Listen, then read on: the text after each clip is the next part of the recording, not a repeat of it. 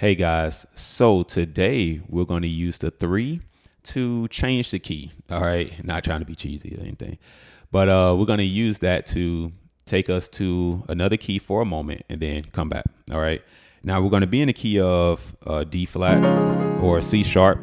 All right, because of the song example. So there's a song that goes from the 4 and then 6.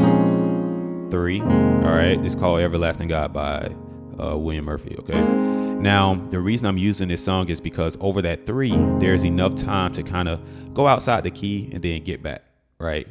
So if you don't know the song, is okay. Now over that 3 we have, all right, which is the F in C sharp. We usually can play F minor, obviously, and you can do a F minor 7. And now one trick that you can do to give you an outside sound is turn that minor 7 into a minor 9. All right. Okay. So that's instantly, whether you're a beginner, intermediate, or advanced player. Okay. So with me changing the chord from a minor 7 to a minor 9, that gives me the outside feel because the G is not inside the scale of C sharp. Okay. All right.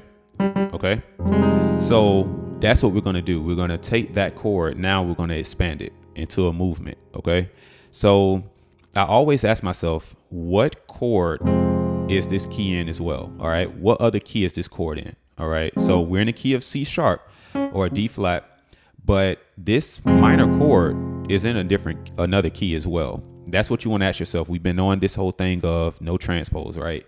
So you want to start asking yourself that, because then you can expand your mind. All right. But, moving on. All right. So this is the chord right here. All right. So minor 9. Now, to take this further, you can actually, all right, just invert the chord. Okay. So like I said, we changed it from a minor 7 to a minor 9. Now, I'm going to use E flat. This is why.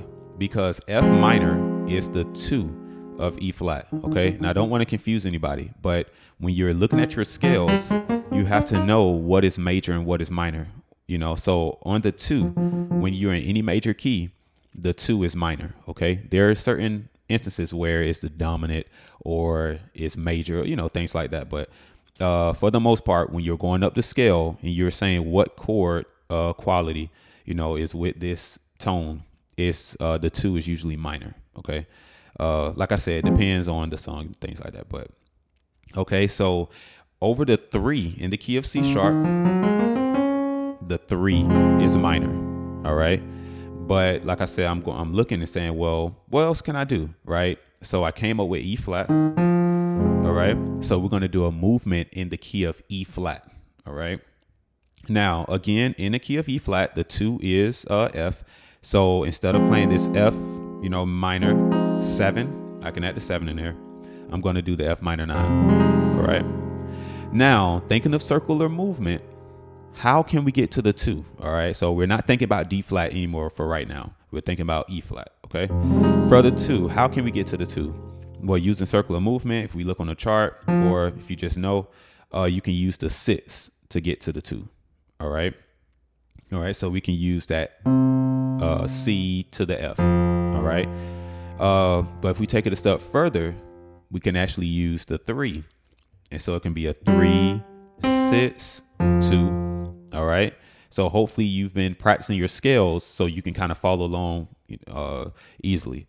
So in the key of E flat, you can do a 3, 6, 2. Now we already have our chord over the 2. We just need our chords for the 3. So it's going to sound something like this. So if let's say, let's go back to D flat so we can do the whole thing. All right, we're over that 4, then we go to the 6, then we're going to do this on the 3. All right. All right, so that's one of the movements that we're going to do to get back to the 4, right? But you see what I did?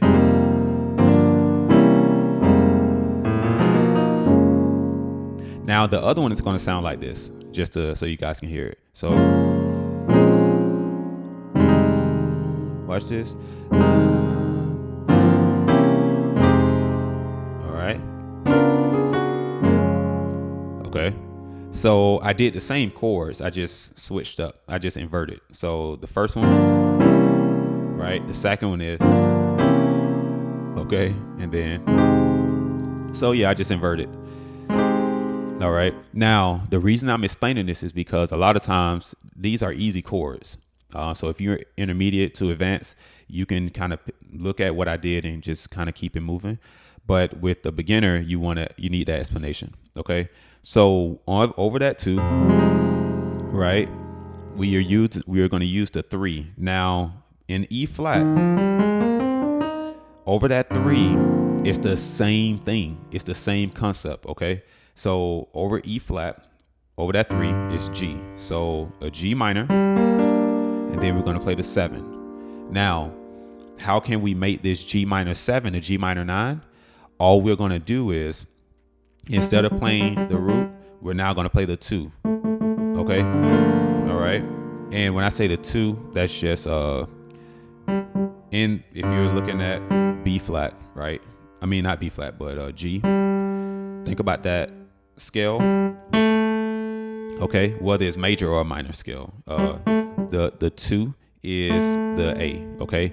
Now the 2 and the 9 are pretty much the same. So if someone say add 9, or the 9, that means the 2. So all right, so I turned that G minor 7 into a G minor 9. Okay, so there we go.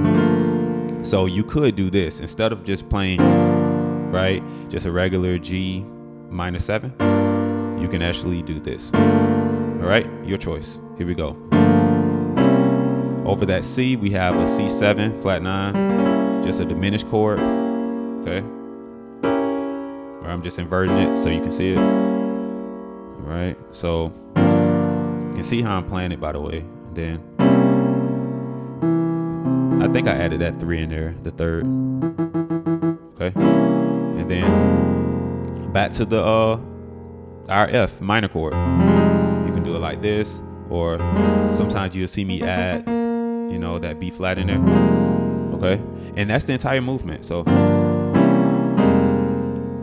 now I do something over that 1. Now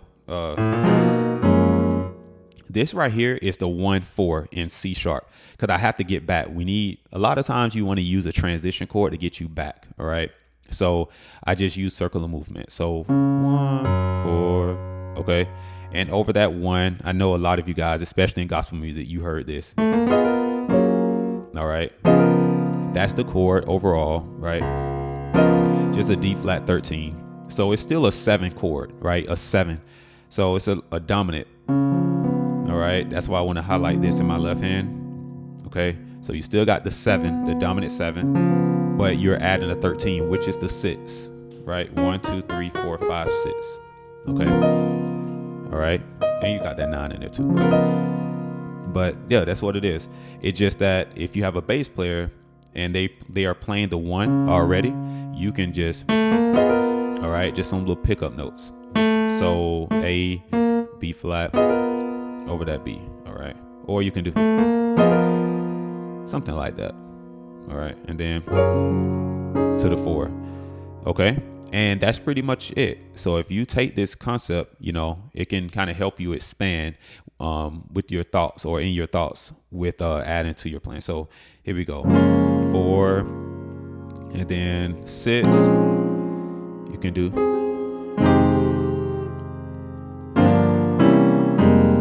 All right.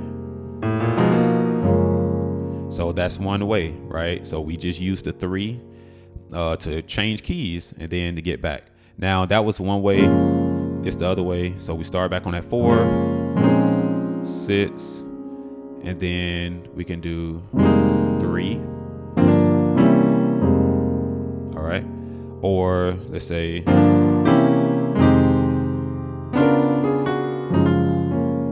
so there are different ways that we can, do that. All right. So again, those are ways to use the 3 to change keys or modulate for, just a moment or a bar or 2, and then get back. Okay. So I hope you were able to understand this. All right. Let me know. So talk to you guys soon. Take care.